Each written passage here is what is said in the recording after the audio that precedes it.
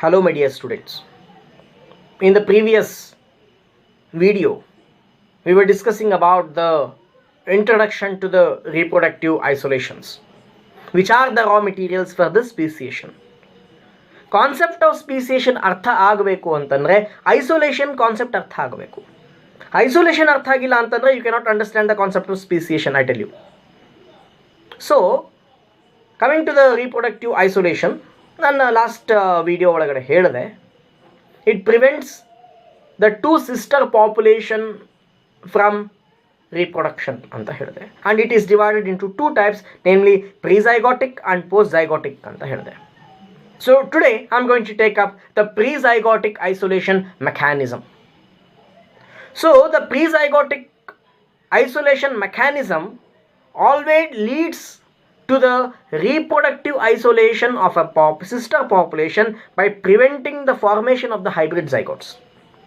Thus, in the simple way, ಎರಡು sister population which have diversed from the one same population, ಆ ಎರಡು sister population ಯಾವ ರೀತಿ ಅಂತಂದರೆ they should not interbreed among themselves.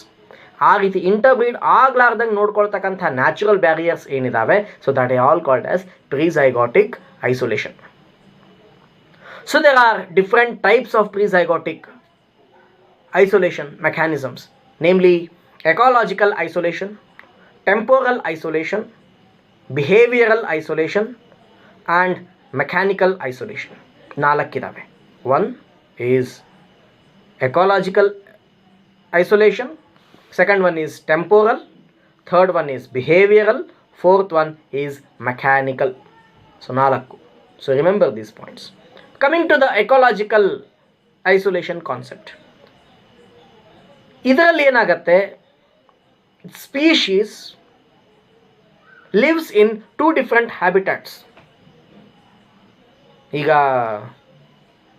Just example ಹೇಗಿರುತ್ತೆ ಅಂತಂದರೆ, one organism A is present in India, organism B is present in America.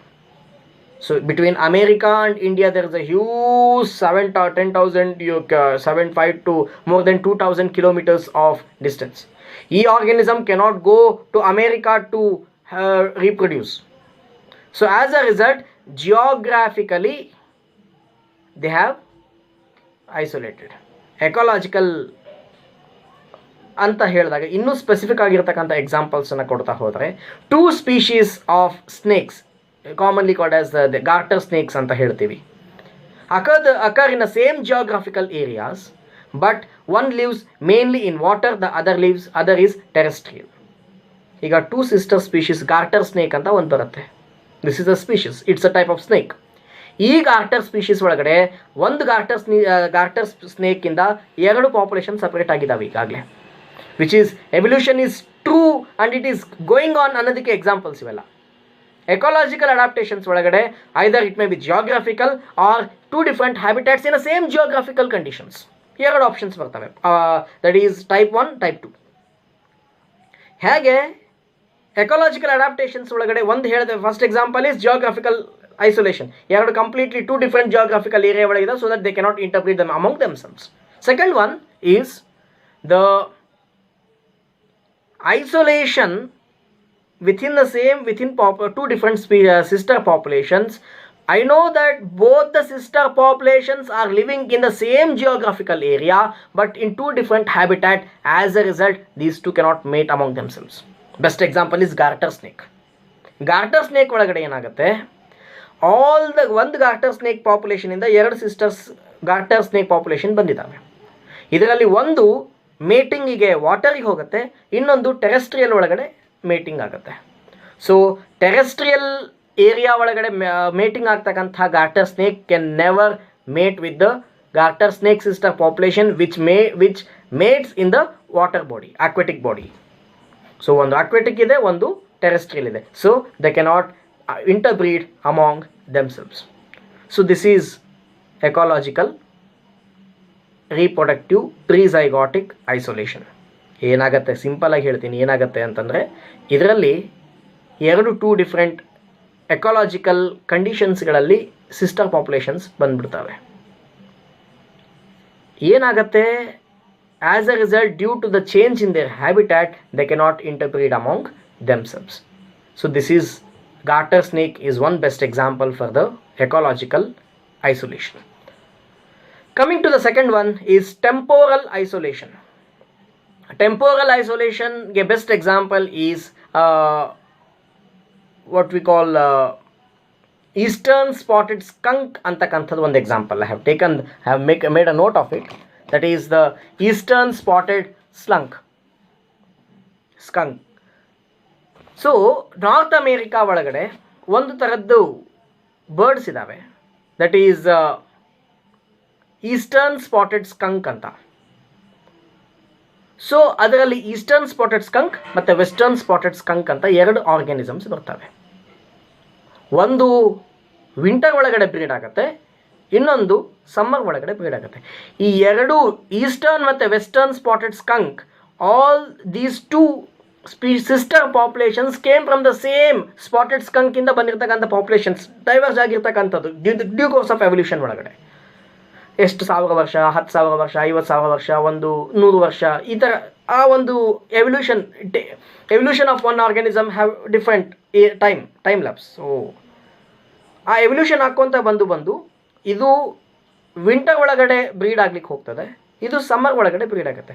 Winter ಒಳಗಡೆ breed ಆಗ್ತಕ್ಕಂಥದಕ್ಕೆ summer ಒಳಗೆ ಬ್ರೀಡ್ ಆಗ್ತಕ್ಕಂಥ ಪಾಪ್ಯುಲೇಷನ್ ಇಂಟರ್ಬ್ರೀಡಿಂಗ್ ಆಗಲ್ಲ, ಬಿಕಾಸ್ ಇದು ಸಮ್ಮರ್ ಸೀಸನ್ ಒಳಗಡೆ ಇದು breeding season, for this winter is a breeding season. So they can breed, ಎರಡೂ ನಡುವೆ ಬ್ರೀಡಿಂಗ್ ಆಗಬಹುದಿತ್ತೇನೋ, ಆದರೆ due to the difference in their temporal habitat, due to the change in their reproductive strategy, they cannot interbreed among themselves. So simple definition of temporal isolation ge, the species breed at two different time lapse. ಒಂದು season, it may B seasonal, ಒಂದು ಸೀಸನಲ್ಲಿ bread ಆಗುತ್ತೆ, ಇನ್ನೊಂದು ಸೀಸನಲ್ಲಿ bread ಆಗುತ್ತೆ. ಎರಡು sister population. ಮತ್ತೆ ಯಾವಾಗಲೂ ಈ ಐಸೋಲೇಷನಿಗೆ ಯಾವಾಗಲೂ ಒಂದು ನೆನ್ಪಿಟ್ಕೊಳ್ರಿ, ಥಿಂಗ್ ಈಸ್ ಈ ಎರಡು ಸಿಸ್ಟರ್ ಪಾಪ್ಯುಲೇಷನ್ ಅಂತ ನಾನು ತಗೊಳ್ತಾ ಇದ್ದೀನಿ ಅಂತಂದರೆ ಒಂದು ಕತ್ತಿ ಒಂದು ನಾಯಿ ಅಂತ ಹೇಳ್ತಾ ಇಲ್ಲ. ಒಂದೇ ಪಾಪ್ಯುಲೇಷನಿಂದ ಎರಡು ಸಪ್ರೇಟ್ ಆಗಿದ್ದಾವೆ. ಎಷ್ಟು ಸಪ್ರೇಟ್ ಆಗಿದ್ದಾವೆ ಅಂತಂದ್ರೆ they can no more interbreed among themselves. They can no more interbreed among themselves ಅಂದರೆ what is the reason so that they cannot reproduce among themselves. ಯಾಕೆ ಅಂತಂದ್ರೆ these are the reasons. Hope you are understanding the concept. Next one is behavioural isolation.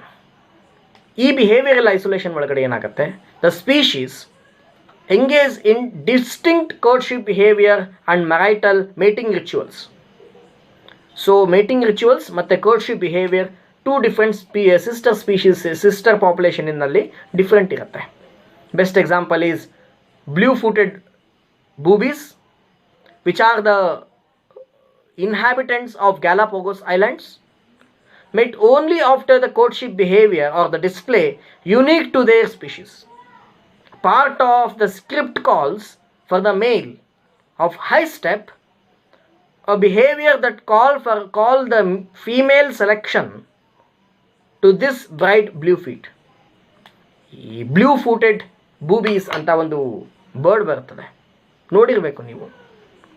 ಅದು ಏನು ಮಾಡುತ್ತೆ ಅಂತಂದರೆ, animals ಒಳಗಡೆ ಕೂಡ courtship behavior is nothing but animal romance.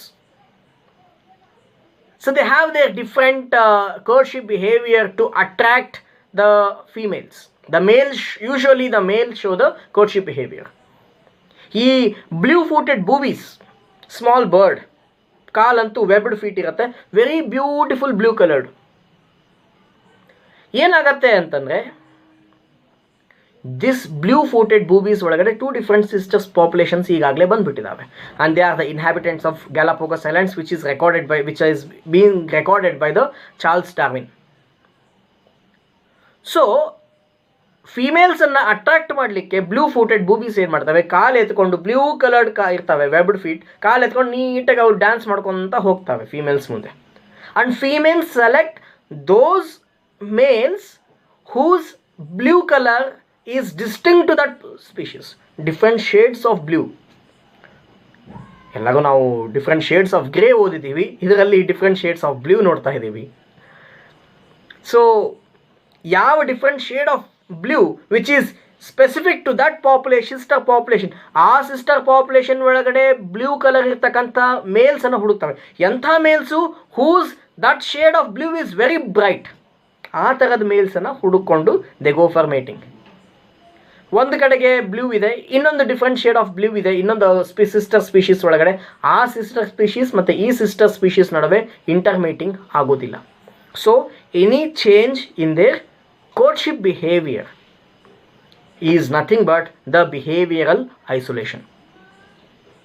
So this is what you have to understand. Coming to the mechanical isolation, last one is mechanical isolation. Mechanical isolation ಒಳಗಡೆ ಏನಾಗುತ್ತೆ ಅಂತಂದರೆ, interbreeding is prevented by structural or molecular blockage of the formation of the zygote. Mechanisms include the inability of the sperm to bind to the egg in mammals, or the female reproductive organ of a plant preventing the wrong pollinator from landing. The first example is henge antandre, there can never be a interbreeding among humans and a donkey, because the sperms of donkey is very much specific to the egg of a donkey. ಯಾವುದೋ ಕತ್ತೆದ sperm ತೊಗೊಂಡು ಬಂದು human female egg ಮೇಲ್ಗಡೆ ಹಾಕಿದ ತಕ್ಷಣ it cannot fertilise, because there is the egg easily analyses and recognises the sperm of it's species. This is not only true among the two different species, it is true among the two different sister populations too. Mimulus ಅಂತಕ್ಕ monkey flower ಅಂತಕ್ಕಂಥ ಒಂದು plant ಇದೆ. ಆ ಪ್ಲ್ಯಾಂಟಲ್ಲಿ there is a small change in their external appearances. ನಮಗೆ ಗೊತ್ತೂ ಆಗಲ್ಲ ಅದು ಆ ಥರ ಟೂ ಡಿಫ್ರೆಂಟ್ ಸಿಸ್ಟರ್ ಪಾಪ್ಯುಲೇಷನ್ಸ್ ಅವು ಅಂತ. ಡಿಫರ್ ಇನ್ ದೇರ್ ಶೇಪ್, ಸ್ವಲ್ಪ ಕಲರ್ ಮತ್ತು ಡಿಫ್ರೆನ್ಸ್ ಶೇಪಲ್ಲಿರ್ತದೆ. ಸೊ ಈ ಥರದ್ದು ಫ್ಲವರ್ಸ್ ಏನಿದಾವಲ್ಲ ಅವೆರಡರ ನಡುವೆ there is no cross pollination. ಅದರಲ್ಲಿ ಯೂಶಲಿ ಪಾಲಿನೇಷನ್ ಆಗ್ತಕ್ಕಂಥದ್ದು it's an example of entomophily, that is insect based pollination. ಈ ಎರಡು sister species are the sister flowers, namely monkey flower, ಸ್ವಲ್ಪ ಚೇಂಜಸ್ ಇದ್ದಾವೆ ಸಿಸ್ಟರ್ ಪಾಪ್ಯುಲೇಷನ್ಸ್ ಒಳಗಡೆ ಫ್ಲವರಿನ ಸ್ಟ್ರಕ್ಚರ್ಸ್ ಮೇಲ್ಗಡೆ. ಸೊ ಅಷ್ಟು ಸ್ಮಾಲ್ ಚೇಂಜಸ್ ಇದ್ರೂ ಕೂಡ they cannot interbreed among themselves, that is there is no cross pollination between them, and that is another example of mechanical isolation. Two different species, sister populations coming from a same original population, they have diverged in such a way that if there is any interbreeding among themselves, then the egg will not recognize the sperm of the sister population as its own species. ಅರ್ಥ ಮಾಡ್ಕೊಡ್ರಿ. So interesting. So evolution is a very interesting concept. ಅರ್ಥ ಮಾಡ್ಕೊಡ್ರಿ. So this all an example of prezygotic isolation mechanism. Prezygotic isolation mechanism ಒಳಗಡೆ ಏನೇನಾಗತ್ತೆ, zygote formation ಆಗ್ಲಾರ್ದಂಗೆ ನೋಡ್ಕೊಳ್ತಕ್ಕಂಥದ್ದು. ಯಾವ ರೀತಿ ಆಗತ್ತೆ? It's not contraceptive concept. Two different species, sister species are the sister populations ಒಳಗಡೆ ಇಂಟರ್ಬ್ರೀಡಿಂಗ್ ಆಗ್ಲಾರ್ದಂಗೆ ನೋಡ್ಕೊಳ್ಳೋದು. ಯಾಕೆ ಆಗಂಗಿಲ್ಲ ಅಂತಂದ್ರೆ they have diversed in such a way that they cannot interbreed among themselves. ಯಾಕೆ ಅಕಸ್ಮಾತ್ ಇಂಟರ್ಬ್ರೀಡಿಂಗ್ ಆಗಿಬಿಡ್ತು ಅಂತಂದರೆ there comes a new hybrid and sister speciation ಆಗೋದಿಲ್ಲ. ಈಗ ಯಾಕೆ ಸಪ್ರೇಟ್ ಆಗಿದ್ದಾವೆ, ಸಪ್ರೇಟ್ ಆಗಿರ್ತಕ್ಕಂಥದ್ದು ಇಂಟರ್ಬ್ರೀಡ್ ಆಗಬಾರ್ದು, ಆಗದೇ ಇರೋದ್ರಿಂದ ಇವೆರಡು ಏನಾಗುತ್ತೆ ಮುಂದೆ ಫಾರ್ಮೇಷನ್ ಎವಲ್ಯೂಷನ್ ಆಗಿ ಆಗಿ ಆಗಿ ಆಗಿ ಏನಾಗುತ್ತೆ accumulation of different new characters ಆಗಿ ಆಗಿ ಆಗಿ they become two different species, species 1 species 2 from a species. ಆದರೆ ಕಂಪ್ಲೀಟಾಗಿ ಆಗಿಲ್ಲ, they are in between, they are not completely modified into two different species, they are not same as the original population. So diverge ಆಗಿದ್ದಾವೆ. So ಇಲ್ಲಿಂದ ಇಲ್ಲಿಗೆ ಬರಬೇಕು, they are here, they are in between, they are under the process of speciation. Process of speciation ಒಳಗಡೆ ಇದ್ದಾಗ ಅಕಸ್ಮಾತ್ ಏನಾದರೂ ಇಂಟರ್ಬ್ರೀಡಿಂಗ್ ಆಗ್ಬಿಡ್ತಾನೆ, whole system gets ಅಬಾರ್ಟೆಡ್, ಏನೋ ಹೊಸದು ಬಂದ್ಬಿಡ್ಬೋದು ಹೈಬ್ರಿಡ್. ಹಂಗಾಗ್ಲಾರ್ದಂಗೆ ನೇಚರ್ ಏನು ಮಾಡುತ್ತೆ, ಐಸೋಲೇಷನ್ ಮಾಡುತ್ತೆ. That is prezygotic isolation. That is zygote formation ಆಗ್ಲಾರ್ದಂಗೆ ನೋಡ್ಕೊಳ್ತಕ್ಕಂಥದ್ದು. ಅದರಲ್ಲಿ 4 ಎಕ್ಸಾಂಪಲ್ಸ್, 4 ಕಾನ್ಸೆಪ್ಟ್ ಟೈಪ್ಸ್ ಹೇಳಿದೆ: ecological, temporal, behavioural, mechanical. Ecological ಒಳಗಡೆ 2 ಡಿಫ್ರೆಂಟ್ ಎಕಾಲಜಿಕಲ್ ಹ್ಯಾಬಿಟ್ಯಾಟ್ ಒಳಗಡೆ ಇರ್ತವೆ, ಹಾಗಾಗಿ ಇಂಟರ್ಬ್ರೀಡಿಂಗ್ ಆಗಲ್ಲ. ಟೆಂಪೋರಲ್ ಒಳಗಡೆ ಏನಾಗುತ್ತೆ, ದಟ್ ಈಸ್ 2 ಡಿಫ್ರೆಂಟ್ ಟೈಮ್ಸ್ ಒಳಗಡೆ, 2 ಡಿಫ್ರೆಂಟ್ ಟೈಮ್ ಲ್ಯಾಬ್ಸ್ ಒಳಗಡೆ ಮೀಟಿಂಗ್ ಆಗೋದ್ರಿಂದ ಅದು ಅಲ್ಲಿ ಒಂದು ಸಮ್ಮರ್ ಒಳಗಾಗುತ್ತೆ, ಒಂದು ವಿಂಟರ್ ಒಳಗಾಗುತ್ತೆ. ಎಕ್ಸಾಂಪಲ್, ಸಮ್ಮರಲ್ಲಿ ಮೀಟಿಂಗ್ ಆಗ್ತಕ್ಕಂಥ ಸ್ಪೀಷೀಸ್ ವಿಂಟರಲ್ಲಿ ಮೀಟಿಂಗ್ ಆಗ್ತಕ್ಕಂಥ ಸ್ಪೀಷೀಸ್ ಜೊತೆಗೆ ಮೇಟ್ ಮಾಡಲಿಕ್ಕೆ ಆಗೋದಿಲ್ಲ, because their mating habit is different. Behavioural isolation ಒಳಗಡೆ best example is courtship behaviour. If there is any changes in the courtship behaviour, the female is not going to accept the male. ಅದಕ್ಕೋಸ್ಕರನೇ there is a 2 different sister species ಒಳಗಡೆ behavioural changes in the courtship behaviour occurs. As a result there is no intermeeting between the 2 different sister population. Coming to the mechanical isolation. Mechanical isolation ಒಳಗಡೆ ಏನಾಗುತ್ತೆ ಅಂತಂದರೆ, the egg is not going to recognise the sperm. ಅಕಸ್ಮಾತ್ ಏನೋ ಒಂದಾಗಿ mating ಆಯಿತು ಅಂತ ಅಂದ್ಕೊಳ್ರಿ, mating ಆದ್ರೂ ಕೂಡ 2 sister organism between 2 different sister population ಒಳಗಡೆ, ಇದ್ರದ್ದು ಒಂದು ಫೀಮೇಲ್ ಇದ್ರದ್ದೊಂದು ಮೇಲ್ ಒಳಗಡೆ ಏನೋ ಒಂದಾಗಿ ಹೆಚ್ಚು ಕಮ್ಮಿಯಾಗಿ ಮೇಟಿಂಗ್ ಆಗಿಬಿಡ್ತು. ಆದ್ರೂ ಕೂಡ ಝೈಗೋಟ್ ಆಗ್ಲಾರ್ದೆ ನೋಡ್ಕೊಳ್ಳೋದು ಹೆಂಗೆ? The egg of one sister population will not recognize the sperm of the other sister population as its own species. As a result, no speciation, no mating occurs. So this is about the pre-zygotic isolation. I hope if there are any questions, clarifications to be asked, you can ask me. So this is about the pre-zygotic isolation mechanism. In the next video, I am going to discuss about the post-zygotic isolation mechanism. Post-zygotic isolation mechanism ಬಗ್ಗೆ ನಾನು detail ಆಗಿ discuss ಮಾಡ್ತಾ